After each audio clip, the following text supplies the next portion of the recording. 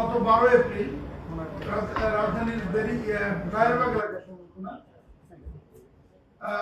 Alex ইমন নামে একজনকে হত্যা করা হয় এবং 48 ঘন্টার মধ্যে র্যাব 2 চারজনকে অ্যারেস্ট করে এবং পরবর্তীতে আজকে গত রাত 14/8/2026 খ্রিস্টাব্দে আমরা আরো একজনকে গ্রেফতার করি। আমরা একটু বিস্তারিত আপনাদের সামনে তুলে ধরবো। এখন মোহাম্মদপুরের কিশোর গ্যাং লিডার অ্যালেক্স ইমন হত্যা মামলার অন্যতম আসামি জহুরুল ইসলাম রিপন ওরফে বিপুল সহ 5 জন সন্ত্রাসীকে 2টি বিদেশি পিস্তল, একটি একনালা বন্দুক, 6 রাউন্ড তাজা গুলি এবং 60টি ধারালো দেশীয় অস্ত্র কেরানীগঞ্জ করে একটি হত্যা মামলা দায়ের করা হয়। এই হত্যা মামলায় অজ্ঞাতনামা আসামি রয়েছে। মোহাম্মদপুর থানা 2026 ধারা 302 দণ্ডবিধি। অর্ধ 14/8/2026 তারিখ ভোর রাতে র্যাবের নিজস্ব গোয়েন্দা তথ্যের ভিত্তিতে র্যাব 2 জানতে পারে যে কেরানীগঞ্জ মডেল থানাধীন 7টা ইউনিয়ন ও এই পিস্তলটি একটি নতুন পিস্তল। এই পিস্তলটি হচ্ছে ট্রেইল ব্লেজার লাইফ কার্ডের একটা মানে এটিএম কার্ডের মতো একটা পিস্তল এবং এখানে একটা লাইভ অ্যামুনিশন ছিল ভিতরে। 1 রাউন্ড তাজা গুলি, 2টি তরবারি ও 3টি সামুরাই সহ গোলামরা টাউন এলাকাতে অস্ত্রধারী সন্ত্রাসী রাব্বি পিঞ্জিরা রাব্বিকে একটি একনালা বন্দুক, 5 রাউন্ড তাজা গুলি এবং একটি সামুরাই সহ গ্রেফতার করে।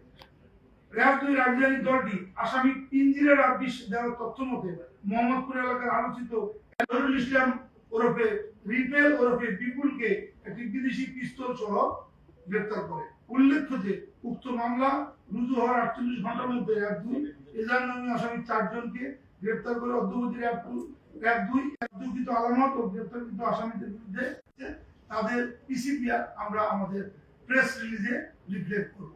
ধন্যবাদ আপনাদের সবাইকে। ধন্যবাদ। সবসময় মোহাম্মদপুরে কিশোর গ্যাংয়ের তৎপরতা থাকে।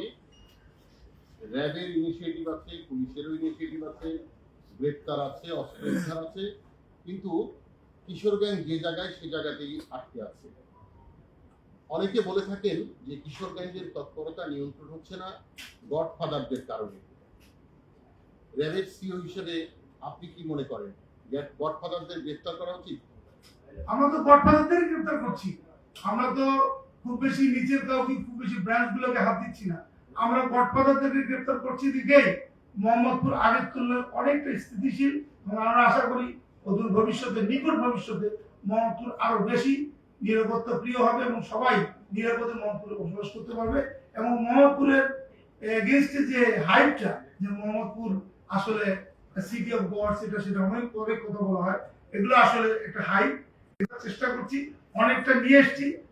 নিকট ভবিষ্যতে ইমন হত্যা তদন্ত করছে থানা পুলিশ, আপনারাও ছায়া তদন্ত করছেন, যেহেতু গুরুত্বপূর্ণ অনেক আসামি আপনারা গ্রেফতার করেছেন। তদন্তের এই পর্যায়ে কি মনে হয় অ্যালেক্স ইমন কেন নিহত হয়েছে?